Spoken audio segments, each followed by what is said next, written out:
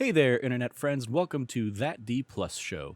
Class is in session for the only show from that nerdy site that lets you know what kind of quality to expect right from the name. I'm your host, Trevor Starkey, and each week we dive into a Disney Plus offering and discuss its history, how it holds up today, and our general impressions.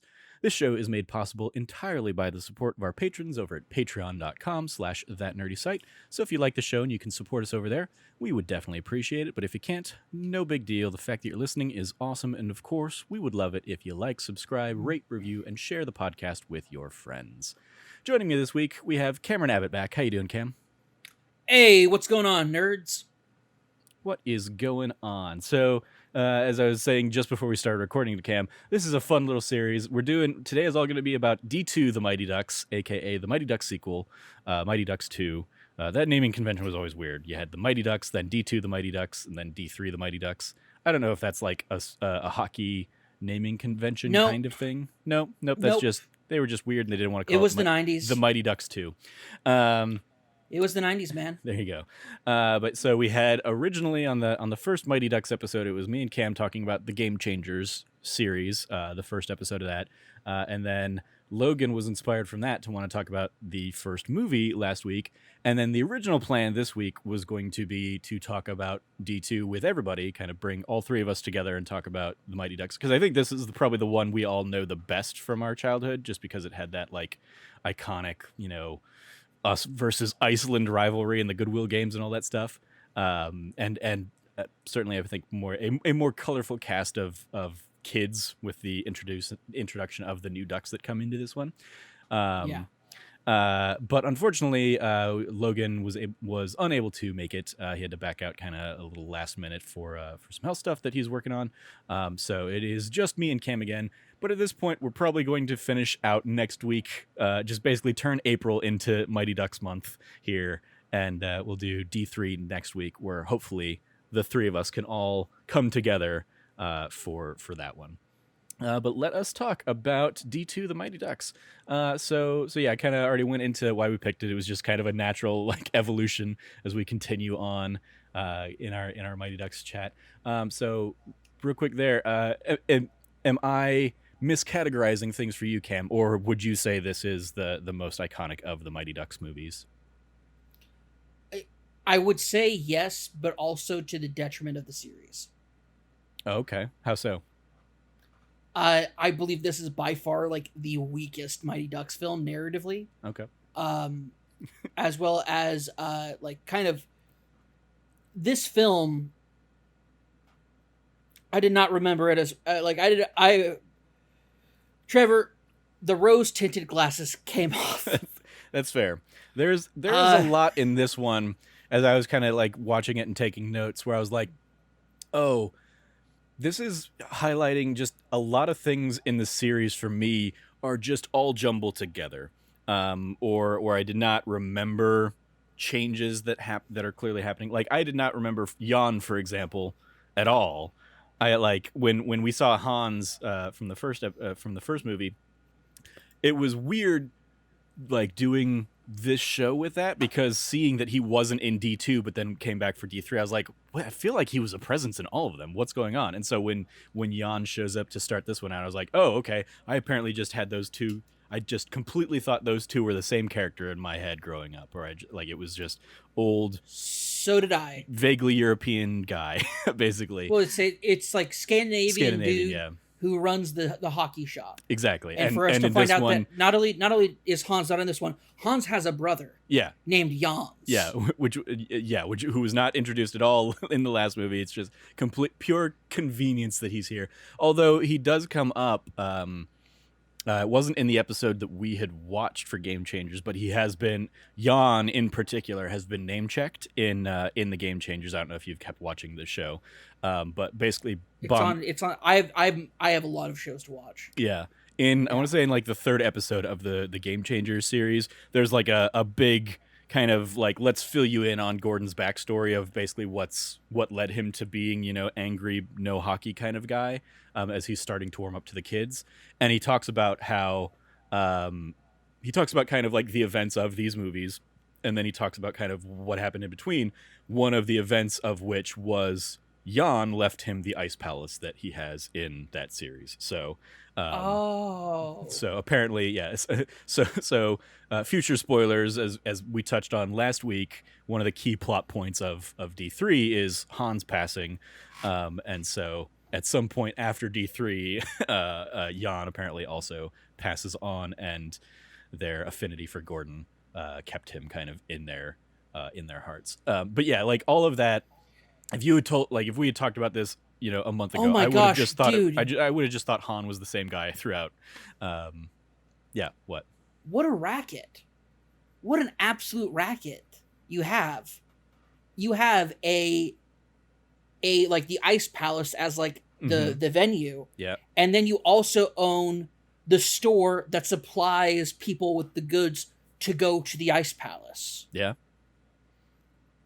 And you don't have to worry about, why, we have all these skates. Like I was watching the beginning of D2, there's so many skates being sharpened. Mm-hmm. And it's like, well, why are these? It's like, you don't have to have a skate, you can have a skate rental service there, as well as you have, it's brilliant. That's a brilliant, double tandem. Yeah. What a brilliant move. In what would that be in business terms? Vertical integration, I think. Yeah, it's vertical integration. They have a perfect vertical integration. Yeah, for a very rundown part of Minnesota, I guess. Listen, it's Minneapolis. I don't know too much about Minneapolis, but if there's one things that pop culture, television, and films have told me, it's a very big, small city. Uh-huh. And I can imagine, it's not run down, Trevor. It's historic. Okay. I mean, it's clearly being protected by bylaws and other things to preserve the historic integrity of Minneapolis. Yeah, but we barely spend any time in Minneapolis in this one. That's another element. There's also one of the things that comes up in this, or it came up. We talked about it a little bit in the last episode, but I have just always, or for the last 10, 15 years, Fulton and the Knuckle Puck have been ingrained in my head, and it really wasn't until the Knuckle Puck didn't come up in the first movie that I was that's right. The Knuckle Puck is Russ's thing. It's Kenan Thompson's thing. Yeah, and also it's Russ's thing. We talked about this last week, and I needed to come back and correct you from 2 weeks ago when you had pointed out that Kenan Thompson was the crossover between the Disney star and the Nickelodeon star, and we did not. You were not taking into account the fact that Danny Tamborelli had done it first in Mighty Ducks 1, where he had been. That is correct, yes. Adventures of Pete and Pete in Mighty Ducks. So that is correct. You are right. Goodness, he beat Kenan Thompson to that crossover star status by a year or two. But still, it was a just a fun little thing. I made note of last week. Fulton doesn't do the Knuckle Puck until D3, I don't think. Does he even do the Knuckle Puck? I think he does the knuckle. I mean, we'll find out. We'll find out next week, I guess. I think it's just the Fulton slap, when he slaps the puck.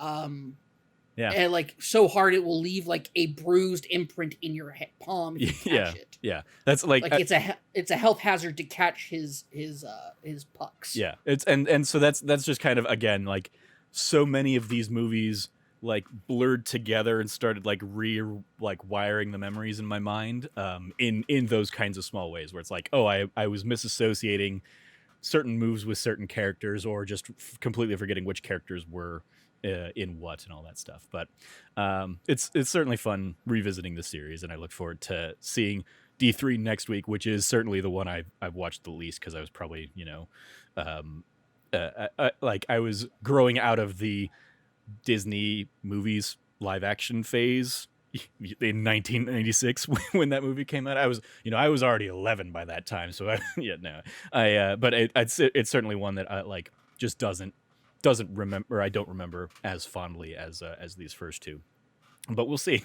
Maybe there are things I remember from that very vividly, but I've been misappropriating them and misattributing them to these first couple movies. But anyway, so a little bit of the history here on D2 The Mighty Ducks.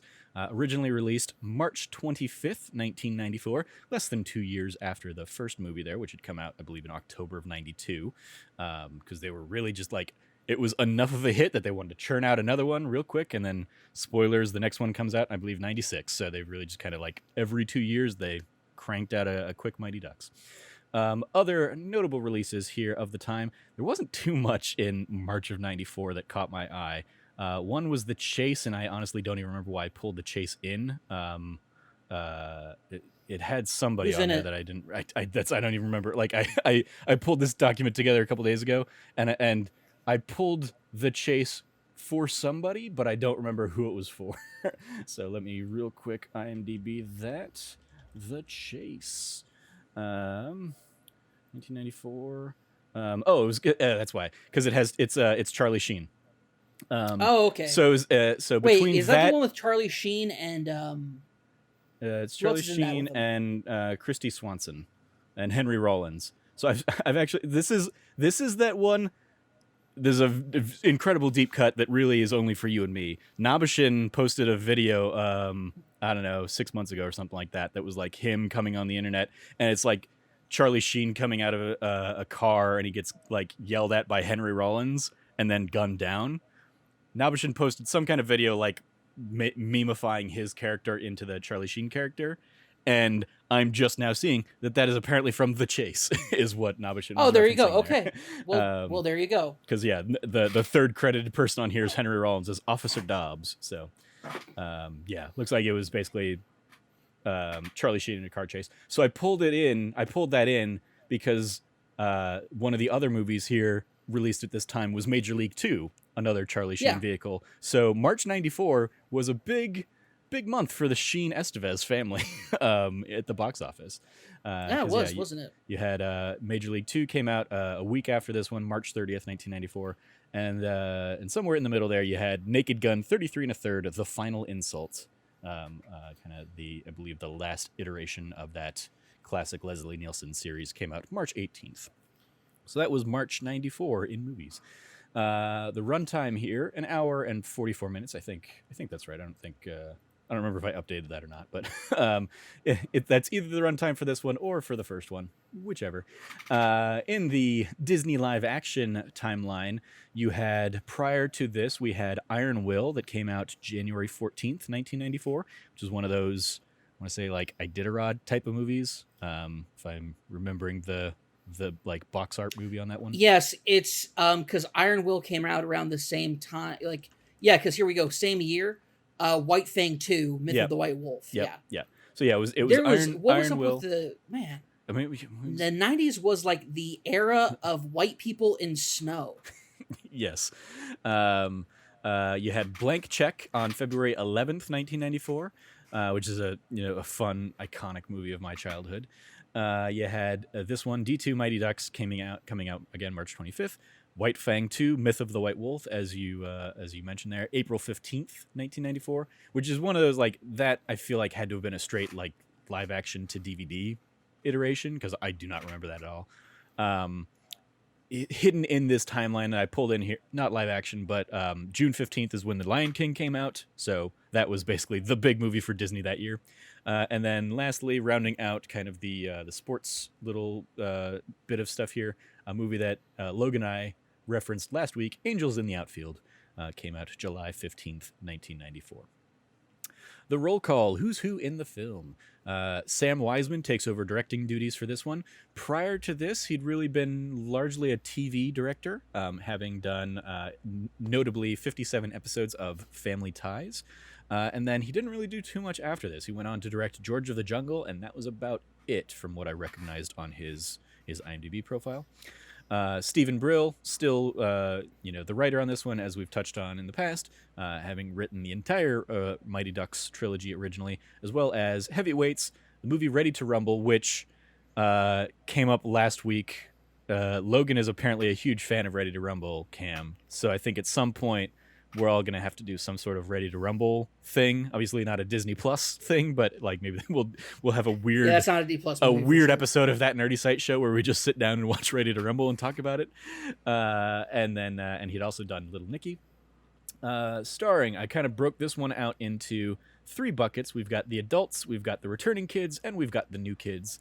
We have, of course, Emilio Estevez here, who I've mentioned in the past, best known from stuff like The Breakfast Club, St. Elmo's Fire, Hot young guns, as Logan was quick to point out last week. And Yeah, then, he was Young Guns, man. yeah, and then of course we'd go on to be in this trilogy, and then hadn't really done too much over the years since his Mighty Ducks days, but he is of course now back helping lead the charge for a new class in Mighty Ducks: The Game Changers. I Catherine mean, if you Erb, think about yeah. it, like this definitely was kind of like the hat trick for him, I guess, in his own way. He's a part of He was in the some Brat of Pack. he was the Brat, like he was Brat Pack. He was part of, like, he is the poster man for two of like the three films in this like legendary trilogy. What else are you gonna do with your career, man, outside of like occasional TV appearances? Like, he was also like, it's interesting because like Charlie Sheen broke into the business really heavily weighing on like the Sheen name. Like he's the son of a famous actor going in. Emilio Estevez kept his birth name, wanted to make it on his own, had a real rough edge to him in the 80s that softened up really kindly in the 90s.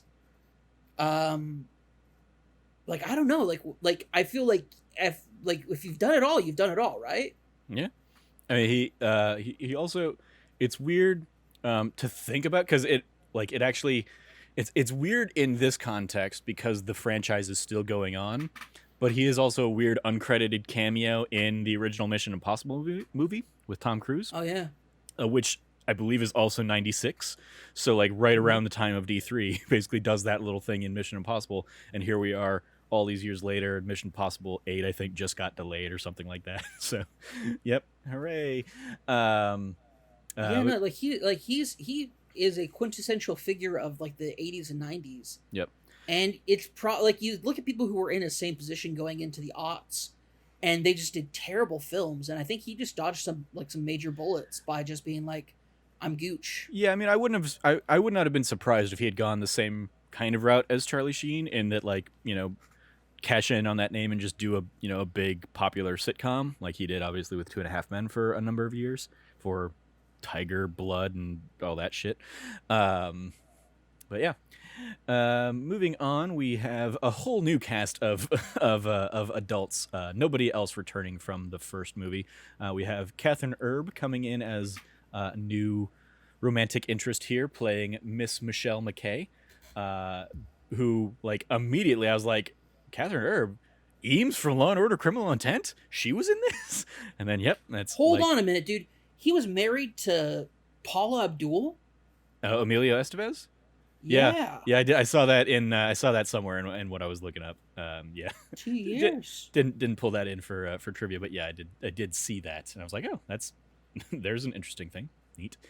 And then he also has two kids. I am not familiar at all with the life and times of Emilio Estevez, as I'm learning right now. Did you see? And I am. Did you see the thing Logan and I were tweeting about sometime last week? That's basically Emilio Estevez now is 1 year younger than Charlie Sheen was when West Wing came out. Not Charlie Sheen, Martin Sheen. So when West Wing came out in 99, Martin Sheen was 60. Emilio Estevez is 59. So, like, it's oh god, we're all old, and dude, you want to know where? Come for us I'm all. looking at it right now. Where he went, like, where did he go? He went into directing, dude. Oh, that's what he's been up to? Yeah, he's been directing. He also did some voice work, but he did Bobby the way, like, so like it looks like he's just been living easy street as he played young Jed Bartlett. I forgot about that. in one episode, yeah. Yeah, no, he's just been like chilling. Yeah. Like, good for him. He directed an episode of Criminal Minds. Okay, he's actually been directing a lot of TV, it looks like, for a while. Yeah. That's cool. I mean, even there, like I'm looking at his page now too, and it's like he's done a few things here and there. Not too much. I'm not saying Criminal Minds. I don't know where you're seeing that, but like I see some CSI, I see some Numbers. I think I read Cold Case and thought it was he directed 2005 Criminal Minds. He was director on that. And then he did Cold Case. Cold Case, by the way, shout out to that show. Okay, That's then a great the show. mobile version of IMDb and the web version of IMDb are apparently showing some very different things. Because I have no 2005 Cold Case or Oh, I wasn't on IMDb. I look at Oh. Wikipedia. Wikipedia is a way better archive okay. of that stuff. Oh, okay. I always go to IMDb, so if I've missed things in the past, that's why. There you go. Anyway, continuing the new cast of people, we have Michael Tucker coming in as Tibbles, aka the Hendrix spokesperson guy, who had done L.A. Law for a number of years, and then kind of our we have Jan Rubis coming in as Jan, who did not do anything that had jumped out to me, so I didn't really pull anything in there. Karsten Norghard playing Wolf, a.k.a. the dentist in this one, a.k.a. Big Bad Iceland coach. Most recently was he had a recurring role in The Man in the High Castle.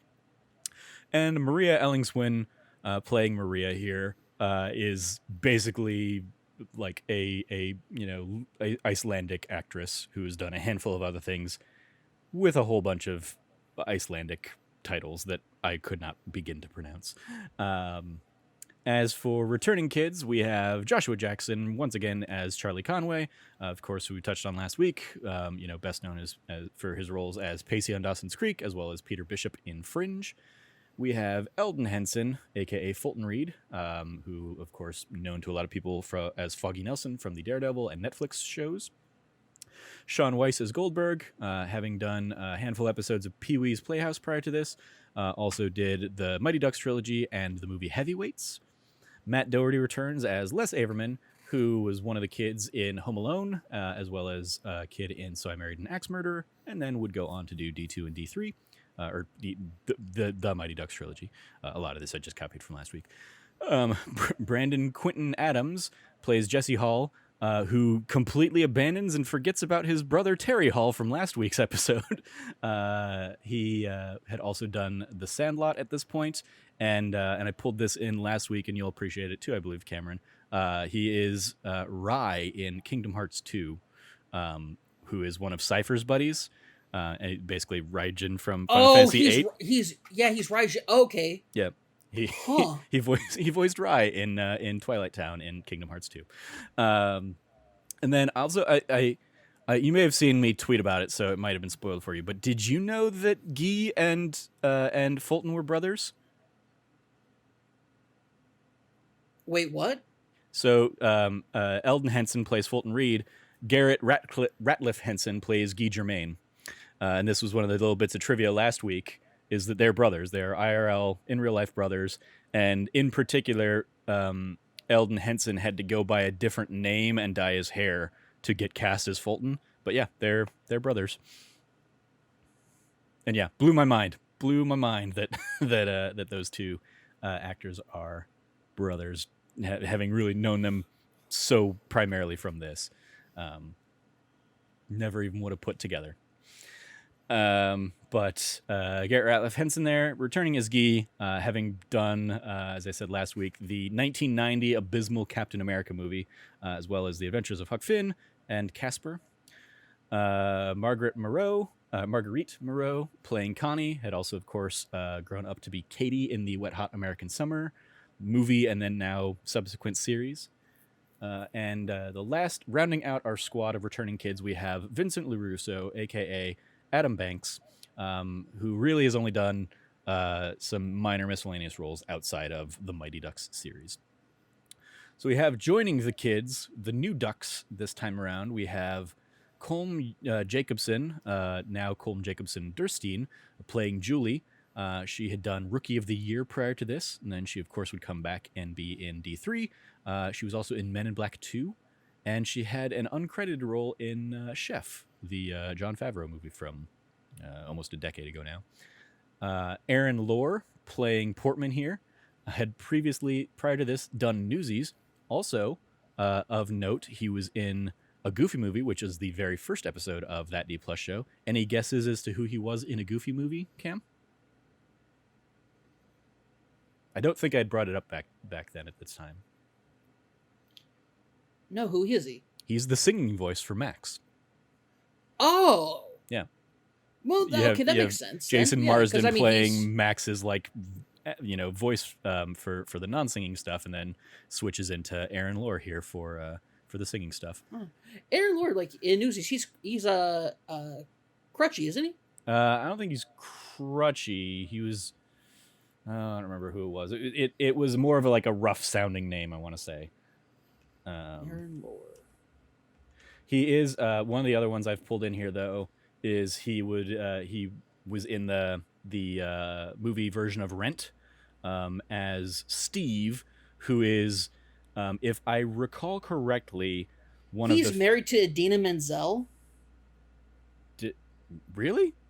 I thought Aaron Lore married when did that Idina happen? Menzel in 2017. Okay, so Idina Menzel and the guy who played Benny in Rent then are no longer together apparently. Nope. I did not Idina know that. Menzel. Let's take a look at her partners. Taye Diggs. She was married to Taye Diggs from 2003 to 2014, and then she's been with Aaron Lore from 2015. Got married in 2017. She was married to Taye Diggs for that long. That's crazy. I wow. Like I knew because they go way back from Rent. So yeah, I knew they had been together. I did not realize that. But yeah, his character in Rent, if I recall, is Mush. Mush. There you go. Thank you. If I recall correctly, in Rent, he is the featured soloist of who starts out like, "Will I lose my dignity? Will someone care?" I believe that's him, and then the song kind of blossoms from there. And I remember like seeing that at the time. I remember watching Rent because I was a big Rent head and all that stuff from college, and seeing like just going through that cast to see obviously all the old names and then like the new people and see who came in and slotted in there. And I remember like looking it up at the time and seeing like the guy who plays Portman is in Rent. And just being blown away. He does not look anything like he used to.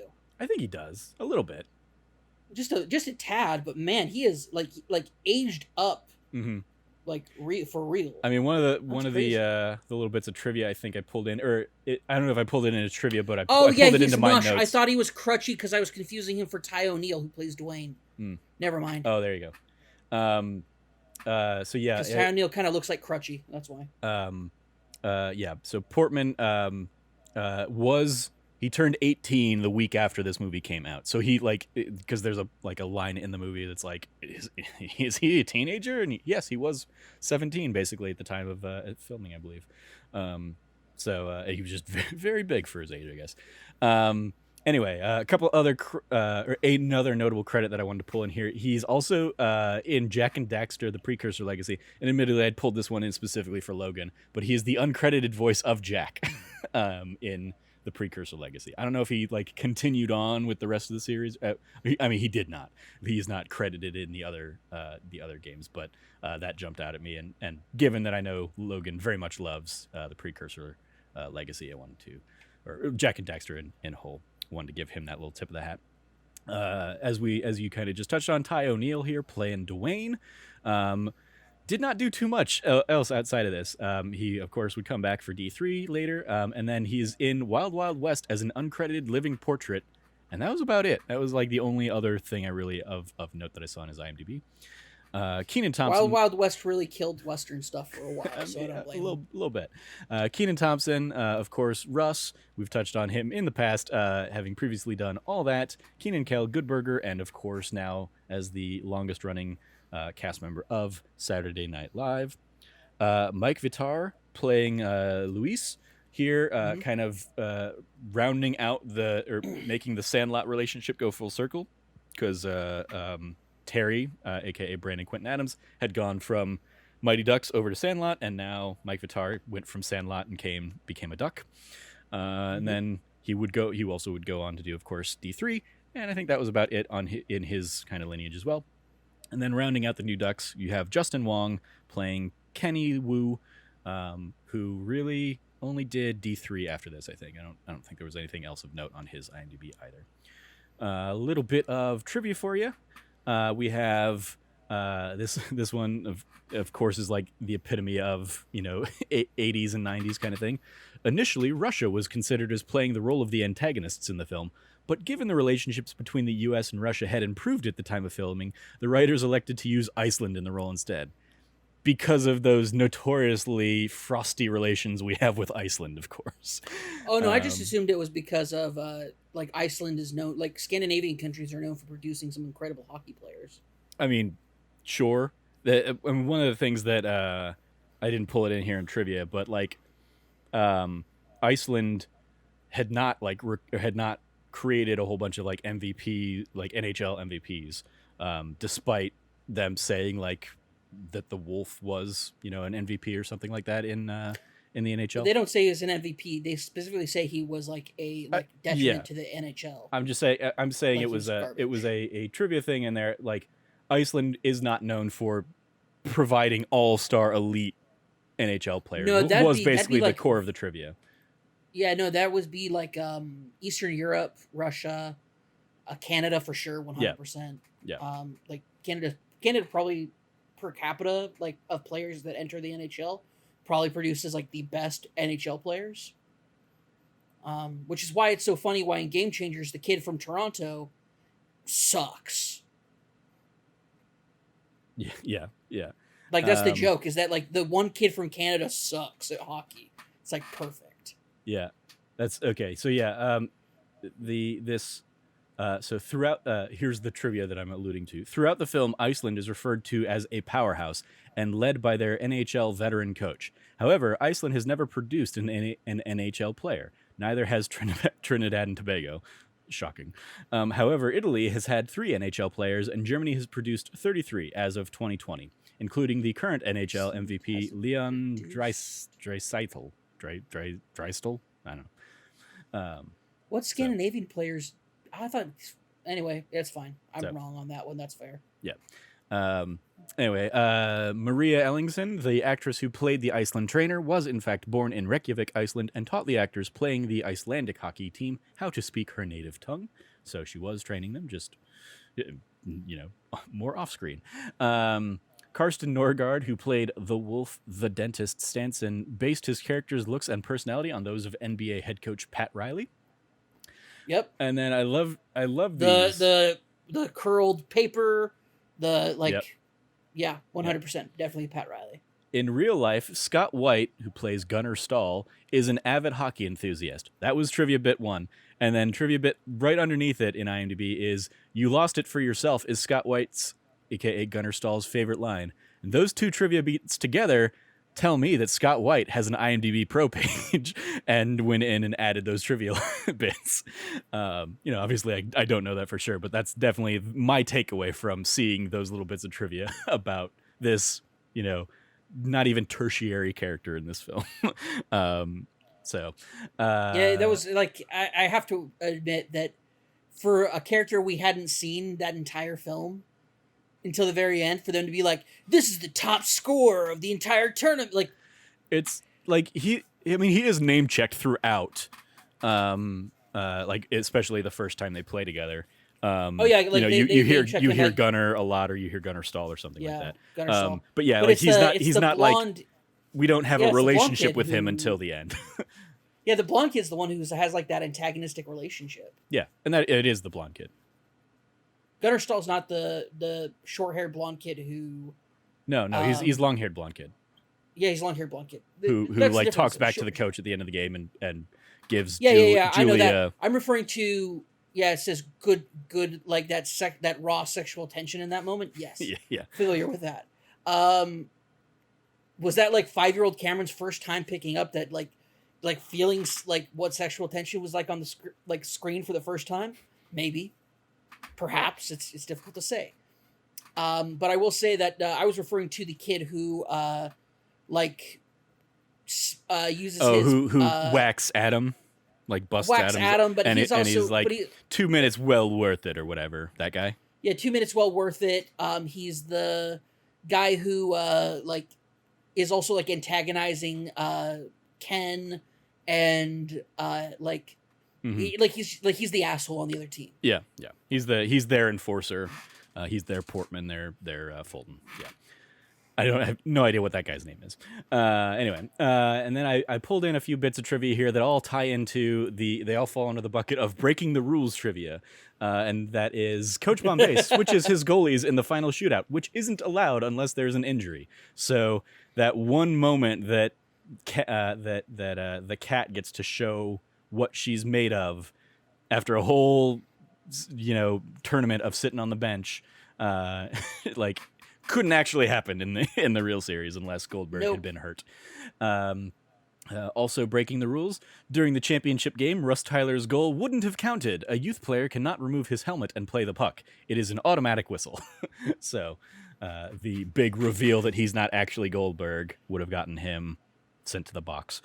And then, maybe not sent to the box. I don't know hockey that well. No, they would have just stopped they would have stopped at the moment he took off his helmet.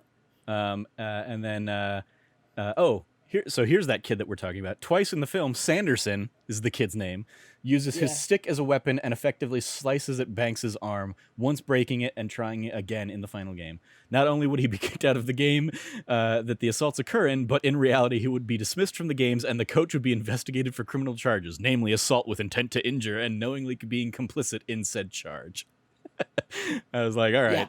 Some lawyer has an IMDb Pro account as well.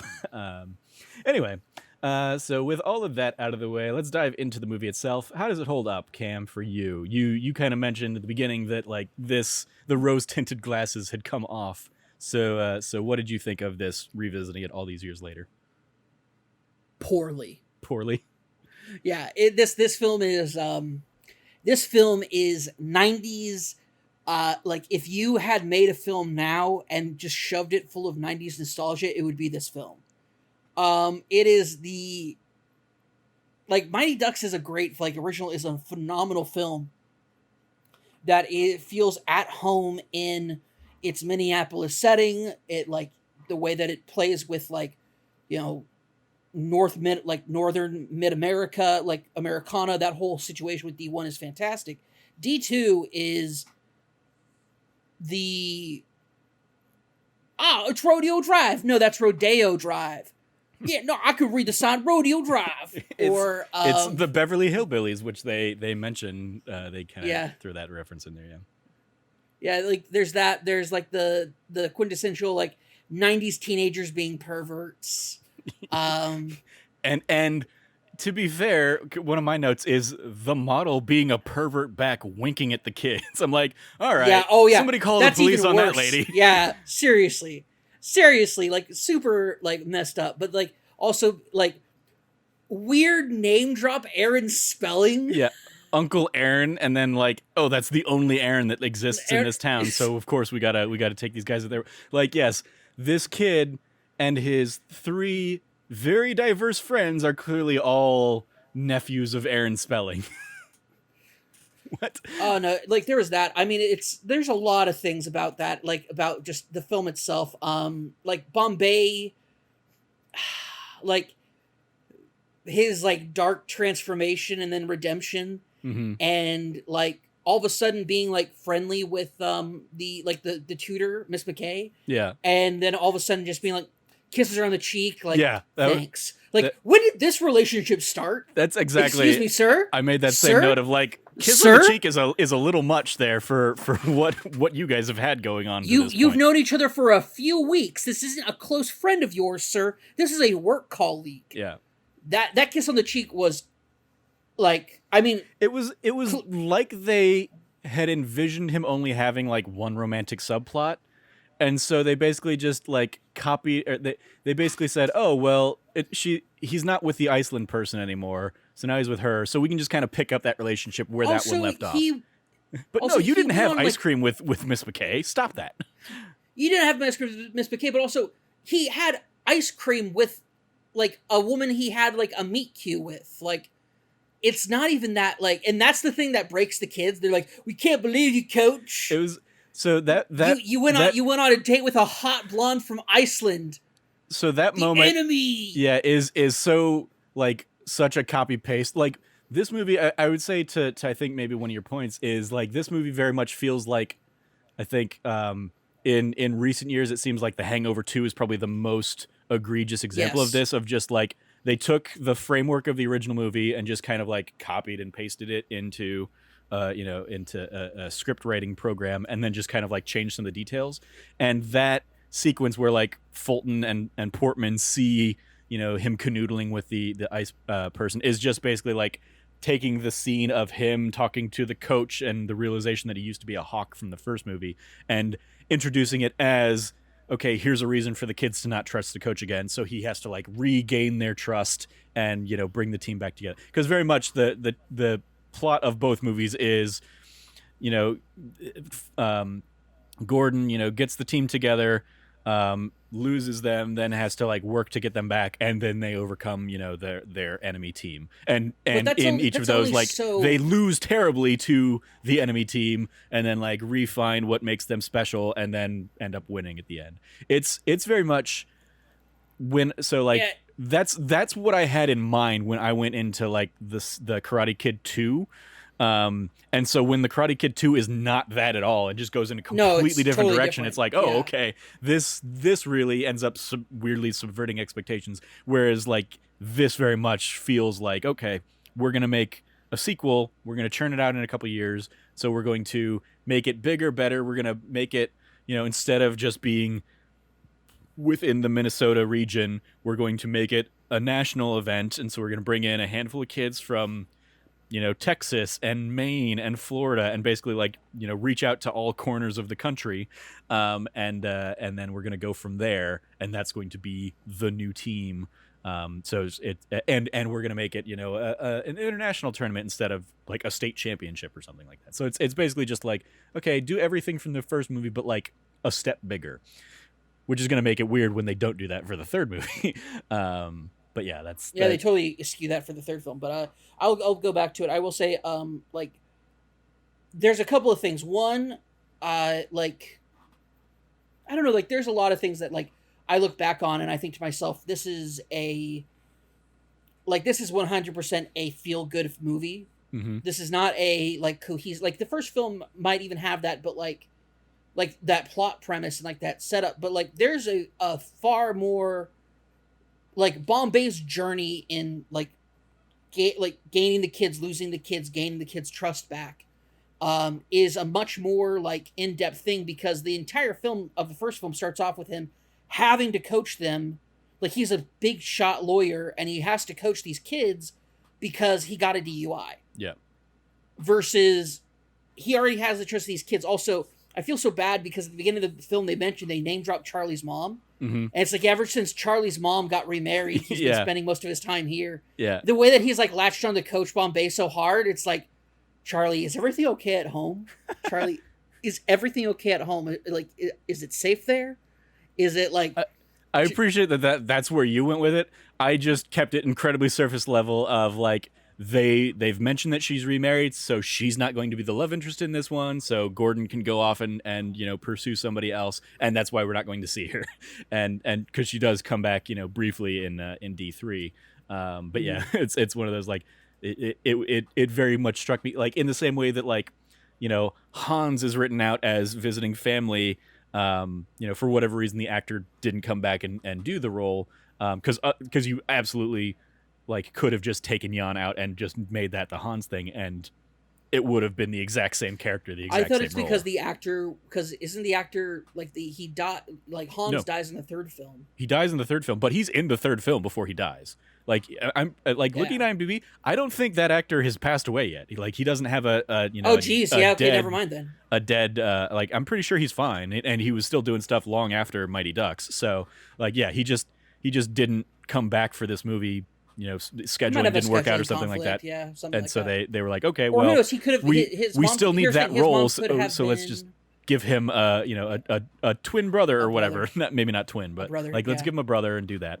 Well, he could have also been visiting, like for real, the actor could have been visiting his family in Iceland and just like can't make it back for one reason or another. Yeah. No need for us to speculate on this. It's literally such a minor part that doesn't even matter. Yeah. Absolutely. Let's see. There's the I have to say, like, the film itself, like, as far as it holding up, it falls into the traps that distinctly make it a, like, distinctly for the time film. Like, that is a 90s ass film from without like I mentioned earlier, like if you were to make a film now and said this film needs to take place in the 90s, you pull everything from D2. I mean it in the time it was super contemporary. Like, there's a ton of cameos of like NHL players. Wayne Gretzky shows up. I mean, like there were cameos in the first one too, but it was much smaller scale. Like the fact that this one is set in Hollywood, so they have like, you know, the cameos at the party before the Wayne Gretzky being like the big hockey cameo for this one. Like the fact that Kareem Abdul-Jabbar is there, is like, and he's trying to sell him. There's also a weird thread that follows that scene. Yeah, where he's talking to Kareem Abdul-Jabbar about a shoe that's like an Air loafer, like an Air Jordan, but an Air loafer. Yeah, and for the kids who want to coach, and when Kat comes into his office to talk to him about getting more playing time. Yeah. He's still trying to make that deal. He's on the phone talking to somebody, and he's talking to Kareem Abdul-Jabbar about the Air Gordon. Or the Air Bombay. I forgot which one he calls it. But he's talking to him about it, and it's like a serious business conversation he's having. Mm-hmm. Like, talking about like the logistics of the shoe and like where the pump should be. Like, in the Mighty Ducks universe, does it go forward where like after his like quote unquote redemption, it's like, well, why was he so cool being redeemed? Because he has a multi-million-dollar shoe line for the kids who want to coach. Yeah, it's a weird. If there's a moment in the Game Changers where like one of the kids is like, well, check it out, I got my Air Bombays or my Air Gordons. Yeah, it's like the shoe for the kid who wants to coach. I would love, or if like what's his name, not Jonesy, but the other guy who plays the coach. If he goes, whoa, Bombay, growing up, I'm a coach now. Growing up, I had a pair of Air Gordons because I wanted, as a kid that wanted to coach. Mm-hmm. I'd kill for that. I would kill for that line. Yeah, I can't imagine that very obscure little runner is going to make its way back into the show, but maybe. Yeah, it was. They mentioned Jans instead of Hans. All right, they mentioned Jans instead of Hans. Well, because Hans couldn't have left him the Ice Palace because that would have been a plot point in D3. So they had to explain it away by being Jan. Bombay was not going to talk about the logistics of his will, like the will and what was left to him, and all the assets that had to have fallen out from a Minnesota, like what's the term I'm looking for? Like a pillar of the community, like Hans. Like, it could have happened. Yeah. Hans and Jans helped build the Minnesota hockey scene. Okay. I mean, they definitely seem to be that kind of like character in this series where they've got all the clippings and all that stuff, and clearly, they have the ear of the Junior Goodwill Games to get Gordon the job teaching for Team USA. So, like, yeah, 100%. I mean, to your point, like, obviously the first movie is, if not as much about, it's almost more about Gordon's journey than it is about the Ducks themselves. And this, like, the series very much became like, let's make it about the Ducks. And so you see, Gordon sacrificed a little bit in that he gets a very mediocre plot of like, oh, he, flies too close to the sun with all the, and gets tempted by the trappings of money and all that stuff before he realizes, no, he has to be like, what he had with the Ducks was enough. He doesn't need all that. He doesn't need all the crazy sponsorship deals, all the Malibu, mansion or whatever. So yeah, it's, but even that is like, a lot of it is just kind of like, let's copy the beats, but, put a different twist on them because he doesn't have, a personal rivalry with the coach for this one or whatever. So, which honestly, I growing up as a kid, I thought the dentist character was the guy that that hit him in the ice. That hit him, yeah. I thought it was him, and so like as an adult, like not even joking, like up until this last time I watched it, like today when I watched it during my lunch break, and like watching it, and I was like, "You've got to be kidding me! It's not the same guy." What? Yeah. Nope. They call him the dentist because he took out so many teeth in his one season in the NHL. It's like, all right, well, he took out more teeth than he made goals that he scored goals in the NHL.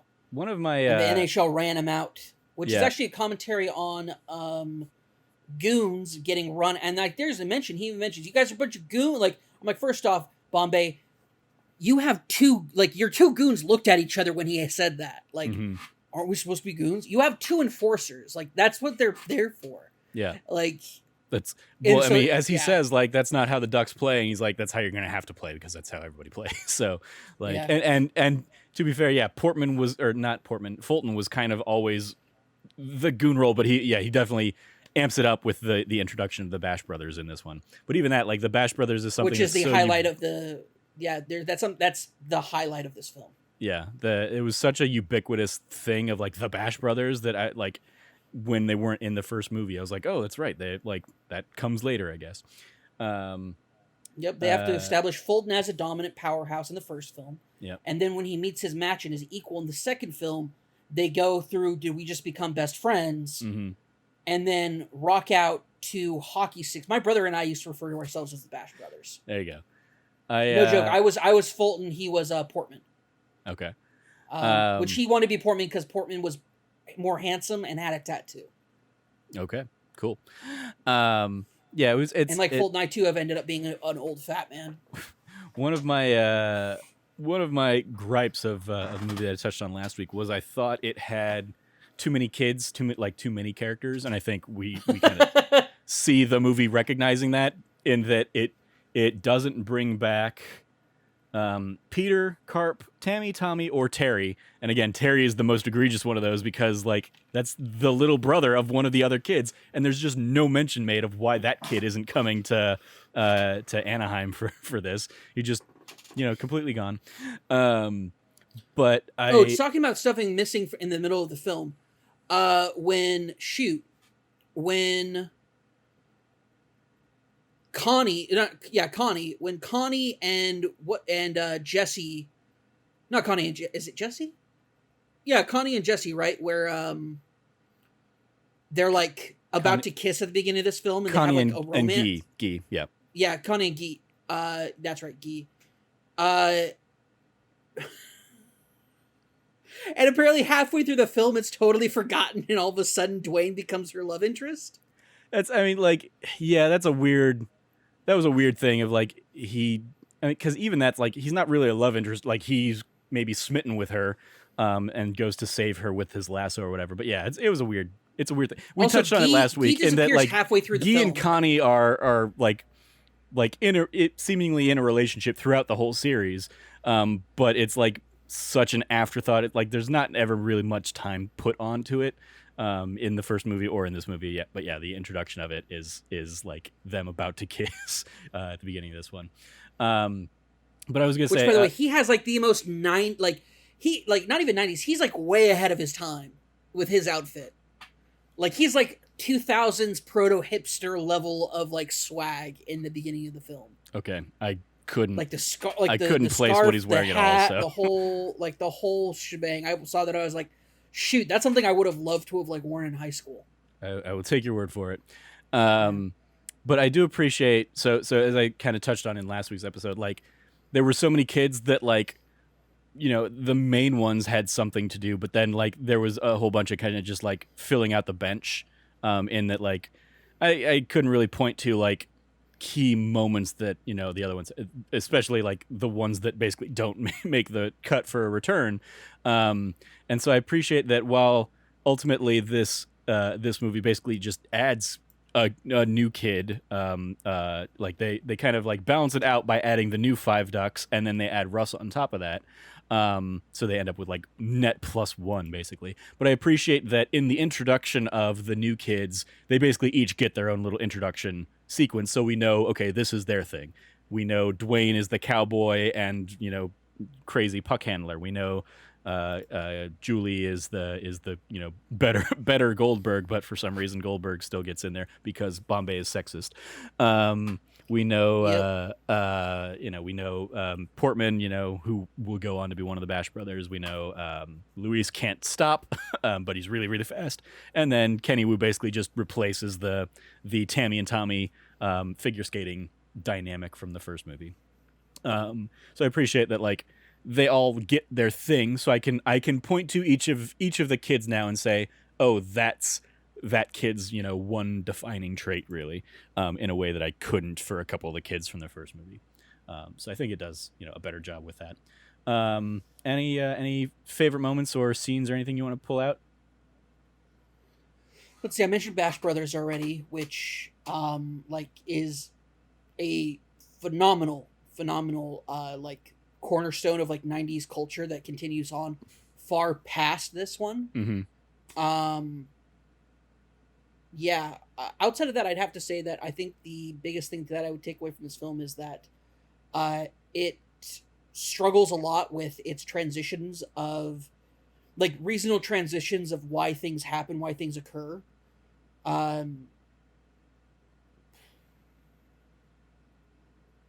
Like outside of that, I don't think there's much else to say about it. Like the film kind of wraps itself up at that point. So Yeah, I mean, sorry, let me rephrase that.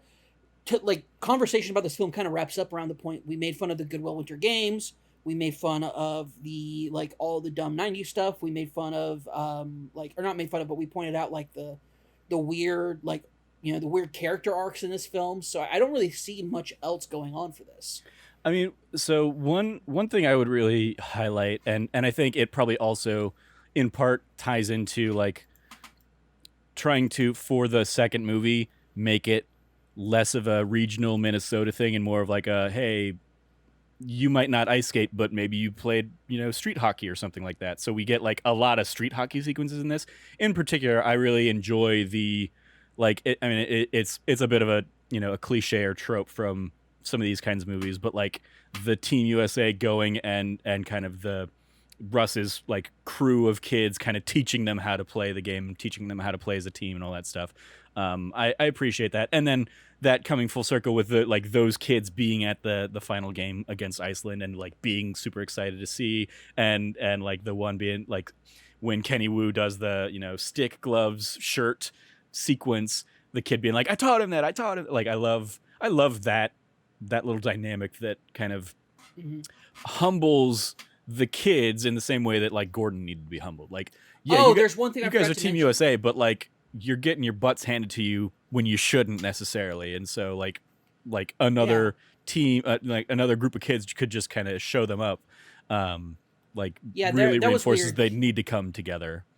So there is an odd film trope that is essentially like, how do I explain this? I think it's since been like retitled The Magical Janitor. Oh yeah. Its original title is is well named but not appropriate to say. I mean, I've heard it as like the magical Negro character, which I was avoiding that. I mean, like not the most PC, but certainly like not as bad as I think. Not at all. Not at all. No. Yeah. I was just trying to like if we were doing your Bagger Vance kind of character from The Legend of Bagger Vance. If I was going to like, if this was not that D+ show, I would have just said it. Yeah. I was just being more careful about it because I know this show ranges in its age variance, and that's a word that kind of needs to like make its way into the past. But I will say that. But if we were to ever do a Song of the South episode, or I would definitely want to tackle and drive into that kind of stuff. But yeah, that's fair. Yeah, the magical Negro trope is basically you need a wise black person, in this case, or in many cases, streetwise black people to show the whites how either to help bring out their inner talent or to like give them the words and logic that they need to know about. It's often used in films about royalty and nobility or like the upper class of like that one lower class friend is oftentimes used in that. That's a variance of the trope. Yeah. Like a la the King's Speech. Like this film has an entire team of them, and that entire scene read so much of like the weirdest like. I mean, they're in LA. They're in like South Central LA. Yeah, they're in LA. They're in Central LA, and like that's why it's like that's why I'm saying it's not. I'm not saying it's racist because it's not. It's like honestly, given the movie's first setting, playing with it. Yeah, I mean, given the original movie's first setting, it's almost more surprising that they had Terry and Jesse Hall on the team of the Mighty Ducks in the whitest of white suburb kind of thing. But Yeah. yeah, it's That's kinda like where I come I from. understand your point, and Yeah. Like very much can like, see that it does absolutely kind of fit into that trope. But yeah, I it like watched it. I was like, is this one of these moments? Is this a magical Negro moment? I'm like, it is, and weirdly enough, it's like, it's not it's not obfuscating it, it's not hiding it. It's like, what do these kids need? Tough, streetwise kids from the central LA to toughen them up to get ready for Iceland. mm-hmm. Yeah. Like, okay, Yeah. It's I mean it's that's the it's something one that note I didn't touch on. that, like, So, yeah. obviously, like, we can talk about the movie now in 2021 and recognize that Hollywood has become more self-aware of that trope versus when this originally came out in 1994. Like, yes, they probably were like falling back on it more than they needed to, but I don't think, I mean, certainly there wasn't like, these all sorts of think pieces about it around the time. So it's Twitter like, didn't exist as a as a thing of the times. I don't think it would have ruffled nearly as many feathers as it might if the same kind of sequence were in a film in now. 1994. No, Yeah, not yeah. at all. I mean, yes, but yeah.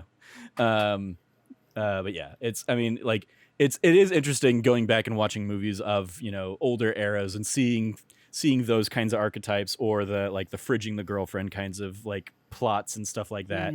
Mm-hmm.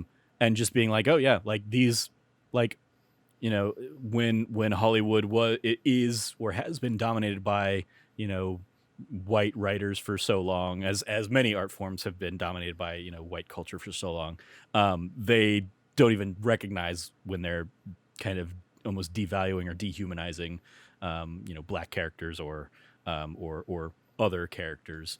And so, yeah, it's definitely interesting kind of recognizing that. And I appreciate you highlighting that and bringing it up.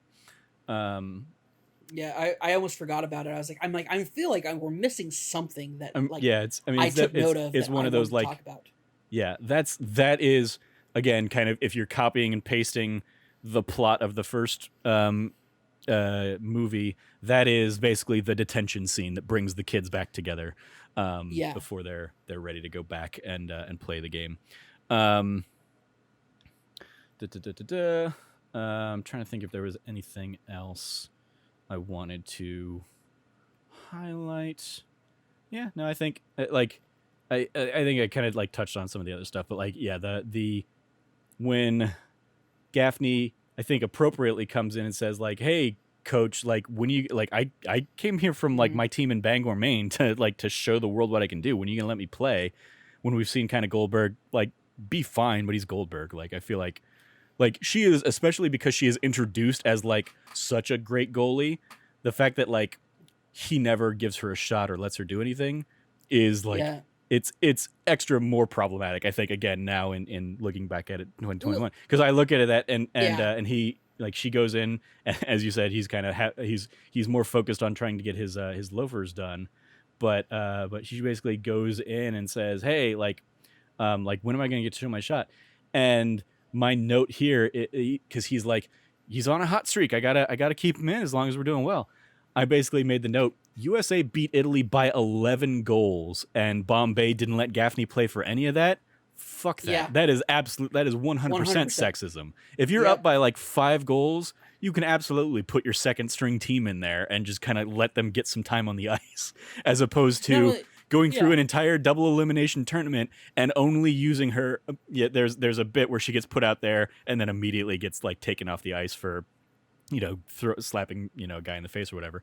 But like, I know she checks these two dudes who were like, who were coming being up sexist. and like who were being sexist, misogynistic dickbags, and she gets kicked off the ice for that. Yeah. When the dude who uses a stick as a weapon to try to break a kid's arm gets 2 minutes in the box. Are you kidding? Like, the inconsistency of penalties in this film are insane. Those are my back-to-back-to-back notes are Iceland versus USA, and Portman is immediately ejected, and then followed by Gaffney gets immediately thrown out in her bit, and then Banks scores but is hacked at. How does that guy just get 2 minutes? Refs are clearly in Iceland's pocket. Portman is like, this is the weirdest thing, is like, Portman does an enforcer check on a guy, and then the rest of Iceland's team does way worse to Team USA for the rest of the match. Like flipping, hacking at like just really like uncalled, like a lot of uncalled for behavior. Also, I just realized there's that moment where Connie's trying to get the puck out of the corner, and all of a sudden it's like she's never gotten a puck out of a corner before. Yeah, she's like, and like kicking up ice onto it, and I'm like, girl, you're from Minnesota. Like, you know how to like do this. Like, this is ridiculous. We did not need the lasso scene. That's a setup just to like this guy who for some reason keeps the lasso in the team box, like was ready to get, just turns into a bull, just sees red and goes after him. I also wanted to shout out, I think one of the funniest moments for me in watching it this time that I'm sure never even registered in the past was when they're playing the street hockey game and the puck goes out, shatters some guy's windshield, and that guy is just incredibly cool and just like, here you go, kids, throws the puck back to the kids. Yeah, I was like, what? Smashes his window. Like, yep. Like, don't get me wrong. Not at all. Not at all. I love you, kids, but you like 90s, or like early to mid 90s, like central LA, like. Yeah, it was just no. It was in the neighborhood that looks like that. No, you kids aren't making it out of there. Yeah. Anyway, yeah, I think that hits all of the big moments. I like. There's another little bit there in the introduction, like the character of the Tibbles, the kind of the sponsor guy, is there to be like the devil on Gordon's shoulder, but then also like he's really cool at times, and it's like, yeah, he's super affable and nice. He is incredibly like, I would say, inconsistent, because he's affable and very nice for a lot of it, but then as soon as Iceland like beats them the first game, he's like ready to like absolutely throw them to the curb and be like, there's basically a weird like turn in the plot where Gordon goes from being like Gordon Bombay to Gordon Gecko, and like greed is good, and that's like pretty much his character trope, or like his character for 20 minutes of this movie. And like Tibbles is there being like, yeah, you need all this stuff because we only want winners, and we're not going to put losers on Wheaties boxes and stuff like that. But then like when Iceland is down at the end, or like when Iceland is up 5-2 at the end, he's there, he's cool, he's happy with everybody, he's like cheering them on, he's excited to get a Ducks jersey or something like anymore. that. Like his character had an off-screen character turn where now he's cool with everything. He wears like jumpers and stuff, and like Mighty Ducks, like what? Yeah, it was a lot of weird stuff. Also, this entire film exists as shameless branding for the then bought Anaheim Ducks franchise that Disney bought. So that actually came up. That was another thing you had kind of like mentioned in the first one. The Anaheim Ducks, I don't think, came into be until 2006.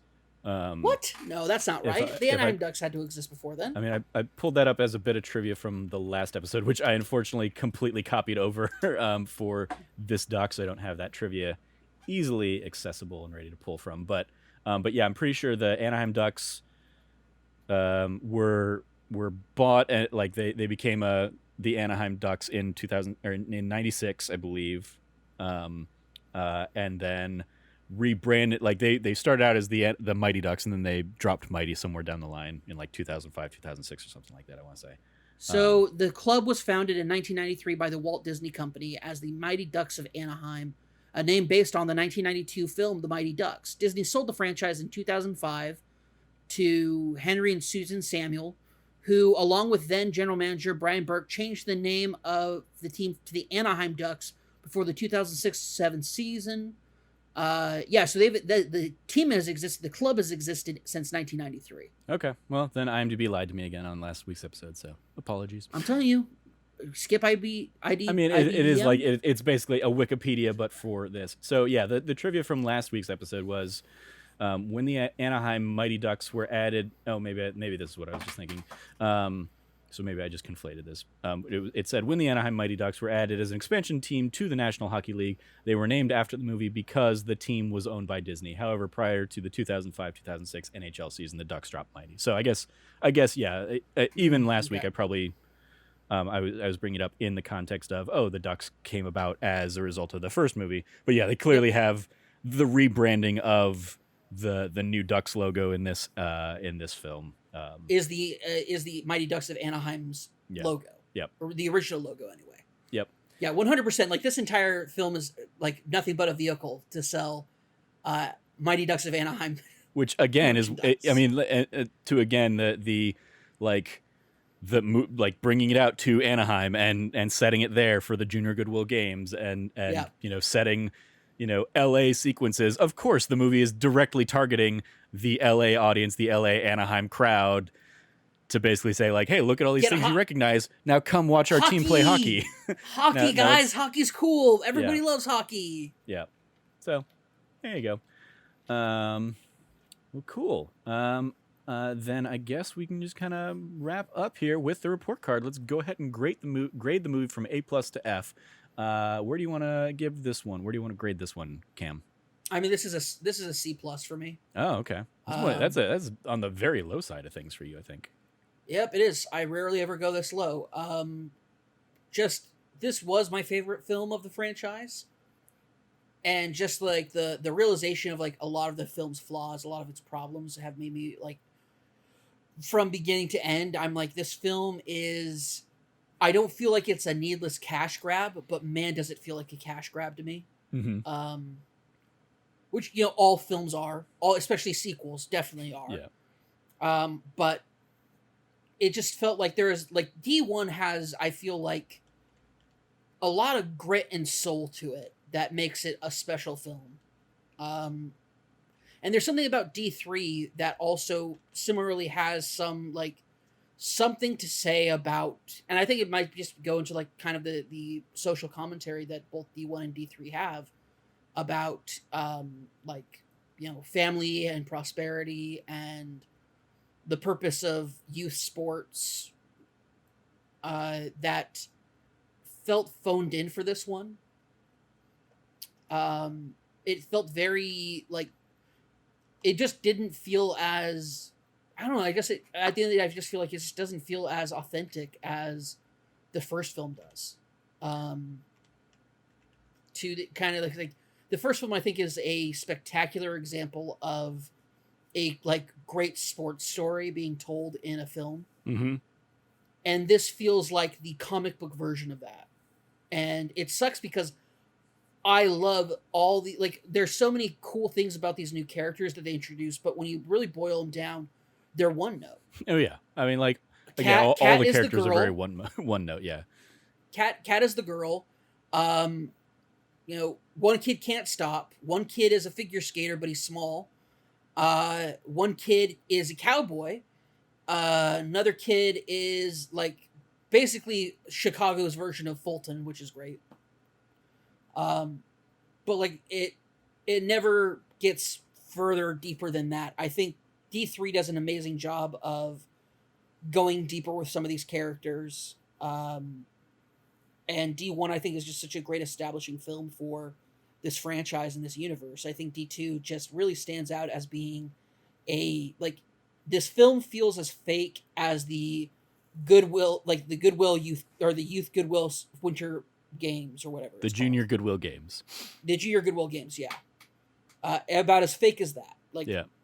It feels like this fake Olympics, because you can't use Olympics because Olympics is copywritten. Yeah, I mean, it's been used in media and stuff before. I was surprised they didn't like that they didn't sign on, or especially that like Disney didn't have the clout to, you know, do a Junior Goodwill. But also, I get maybe it was like dependent on like who had the, you know, Olympics deals for broadcasting during that era, because it could have been like, oh well, NBC's doing everything Olympics like they do these days. Yeah, that's the thing. I would think NBC's deal probably would have kept ABC/Disney from being able to use it. Yeah. It's interesting. So while you were talking, kind of bringing up the point of like, this feels like a cash grab, I looked up the box office gross of the original trilogy, and the first movie, domestic North American gross, brought in $50.7 million. D2 only brought in $45.6 million, so ended up doing a little bit less. And then D3 really fell off down to $22.9 million. So they, not. It was not one of those series that started like climbing and growing. It was like they hit a high, and then they never really recapture that. But again, like this, I feel like there probably had to be like a lot of licensing and merchandising tie-in stuff, because again, this one just is so much more ingrained in my mind than the first movie was. Mm-hmm. But Well, I also was 9 There's- instead of 7, so maybe I was just Yeah. more aware of the world around me at the time. I don't think you're wrong. I think there's also a ton of iconography that is like used and reinforced. The Wheaties box, the like the Team USA stuff. Like they really went overboard to convince you that this was an Olympic team Mm-hmm. without calling them an Olympic team. So kids like us saw that and were like, Olympic team. Yeah. As we touched on that a little bit during the TV show episode of like I when we watched that and they're so dismissive of like the Ducks of the 90s, I was like, wait, didn't the Mighty Ducks like save the world from like war with Iceland? Oh, I do want to give a shout out to, like, I don't know why this stuck with me for as long as it did or whatever, but like honestly, the most iconic sequence and a series of lines in this movie is probably that I learned that Iceland is green and Greenland is really full of ice. That line from Maria, the Iceland instructor, just like stuck with me for so long, and just like, I don't know if it was like the early stages of me like really being interested in geography or what, but like that, I was like, that blew 9-year-old Trevor's mind of like, well, why is it called Greenland then if it's not green, and Iceland if it's not full of ice? Like, what? So shout out to that line. But yeah, interesting series. I'd probably give it a B. I don't think I'm as harsh as you on it. I think it still is fun. I think it is set up more to put a spotlight on the kids this time around, but to kind of, to your point, as well as the point that I made last week as well, is like there are still so many kids that none of them get really fully fleshed out. Like the two they really dive into and give an arc to are Charlie, who, decides he's maybe more interested in being a coach than a player, and so he gives up his spot and all that stuff. And then Adam Banks, who's arguably the star player, who has to hide his injury and then overcome that and get his spot back on the team because he's afraid that scouts won't get to see him play and stuff. But even there, it's like they have like a slight little bit more dimensional growth than the other kids on the team, but yeah, I think it's still just, there's so many kids that you can't give all of them these crazy dynamic arcs, so they are going to all feel a little one note as a result. I think this is interesting. This is interesting to know. Oh, sorry. Go ahead. Finish your thoughts. I was just going to say, I mentioned in last week's episode talking with Logan, I almost wish they had done what Pitch Perfect did, in that like there are more people in the Pitch Perfect crew that are just there to fill out, space on stage that don't get lines. And to the point that like Pitch Perfect eventually kind of starts having like meta references to like 2 or 3 girls who have been there the whole time, but never really, like, nobody really knows their names because they're not one of the stars of the film. And so I almost wish that, that Mighty Ducks did a little bit of that, where it's like, okay, there are other kids on this team, but like these are the ones that we're going to focus on, so that each of them gets a little bit more time, gets a little more growth, gets a little bit more of a spotlight, as opposed to trying to keep track of 14 kids or whatever. Yep. So this is an interesting note. So I confused 2 particular characters from the Mighty Ducks franchise. And the 2 things that I confused were, I confused the actor who plays Adam Banks, Vincent LaRusso, with Brock Pierce, who plays a young Gordon Bombay. And that's important to note because Brock Pierce is a wackadoodle cult, like crypto cult leader, weirdo. He was in First Kid. That's his big claim to fame. That's why. Anyway, I knew that Brock Pierce was in these films, but I just didn't remember like what role he played, and so I think I conflated it with that. With Adam Banks. Want to make a very big I don't think that had come up at all in any of our conversations. No, but it was in my mind and I couldn't get it out. Okay. He was also an independent candidate in the 2020 United States presidential election, which tells you everything you need to know about him. Okay. Wait, did you vote for him? No, God no. I learned my lesson about voting third Gary party Johnson. in 2016. Yeah. I was about to say, I learned my lesson about voting third party in 2016. Okay, thank you very much. Yeah. Anyway, so wrapping up, some extra credit for you. A lot of this is going to sound very similar from the last couple episodes, but the other suggestions you might like, if you like this one, of course, you have D3 The Mighty Ducks, which, again, we will probably discuss next week. You have the original Mighty Ducks Game Changers, Mighty Ducks the Animated Series. Then we have kind of 4 movies that some have been on this, and then others just swap in. I don't know where some of these come from in terms of like why they got spotlighted. But Going to the Mat is looks like a Disney Channel original movie that featured one of the Lawrence brothers. Jump In, I just recognized Corbin Bleu from High School Musical in the thumbnail. Cloud 9, I didn't recognize anything from the thumbnail on that. And The Game Plan, which has The Rock, and a girl in a ballerina outfit. So I vaguely remember like promotional materials on that one, but I have no idea what that movie I have was seen about. it. It's fine. I will say, however, my brother-in-law does a perfect impression of Dwayne "The Rock" Johnson when he has an allergic reaction to strawberries. Okay. It's quite good. That's quite good. That's very weird, but okay. It's very weird and specific, and it has been noted and documented that is definitely our true reaction to his impression. Is it like if you smell what the No. It's like was it strawberries or is this? It might be something else. But he goes because he puffs when it happens. Like his tongue swells, and like he puffs out, and it's bad. Are you saying like the real Dwayne Johnson has that reaction? Is that what you're saying? No. Like in the film, it's a plot. It's a plot beat. It's a story okay. beat. It's a beat from this movie, is what you're talking about. Okay, like yes. I did not connect those dots from the way you described it. So sorry about that. Yeah, no. In the film, The Game Plan, he has an allergic reaction to something, and your brother-in-law. I think it's strawberries, and my brother-in-law does a perfect impression of just Dwayne "The Rock" Johnson while he's having that fake allergic reaction. Got it. I am caught up now. That is what he does. Okay. There you go. You're on board. You're caught up. That is probably the weirdest thing you could like go into like that is when you're at a new job or something and they do an icebreaker of like, tell us something nobody knows about you or tell us something unique about you or something. That's the kind of thing you would go in and be like, well, if you know the movie The Game Plan, I can do a very pitch perfect recreation of this one moment. So here we go. and people are just gonna be like, okay, yeah, that's definitely a thing that you can do, I guess. I'll take your word for it.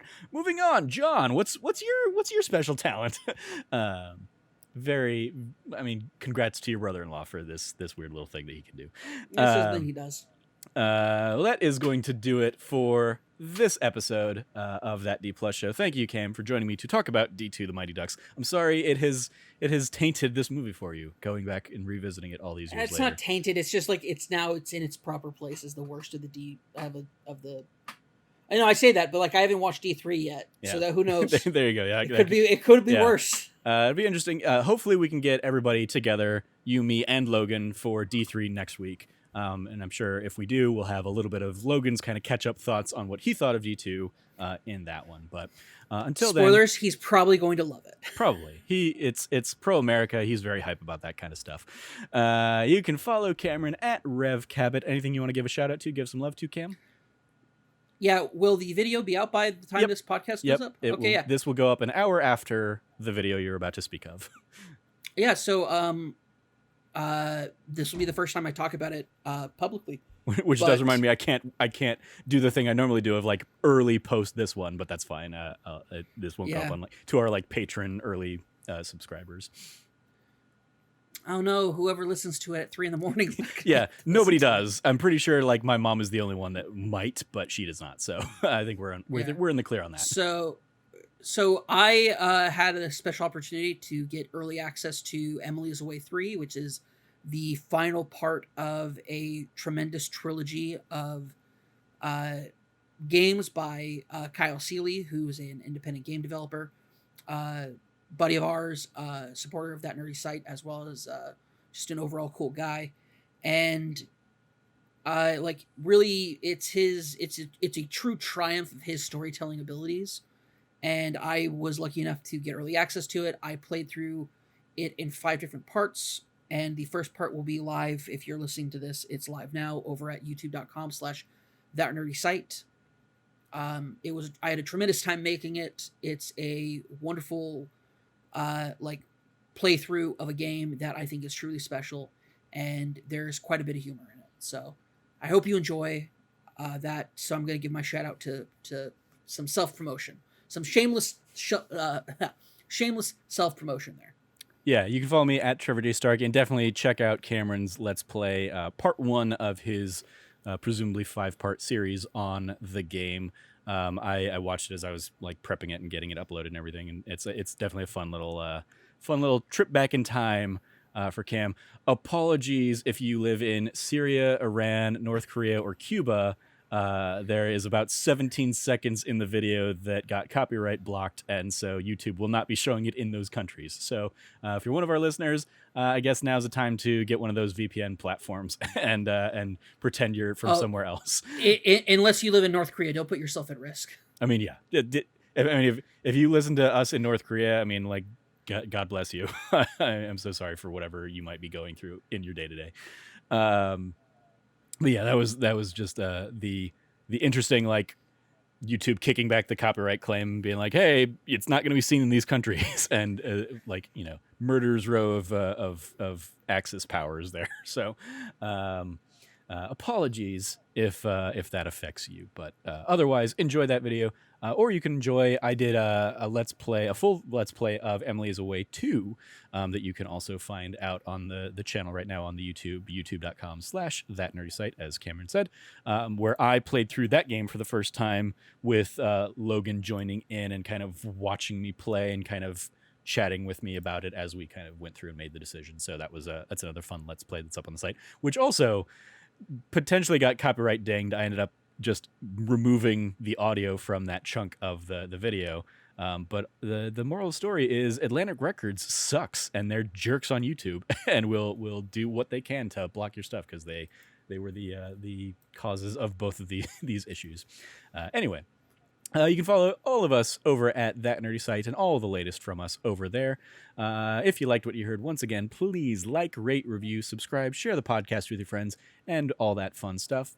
Ring that notification bell if you're watching on YouTube. We definitely appreciate it. It helps lets you know whenever new videos go live, like our Let's Plays or like these podcasts.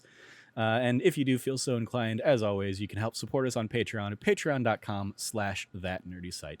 Thank you for joining us. As always, stay nerdy, be good to each other, and class dismissed.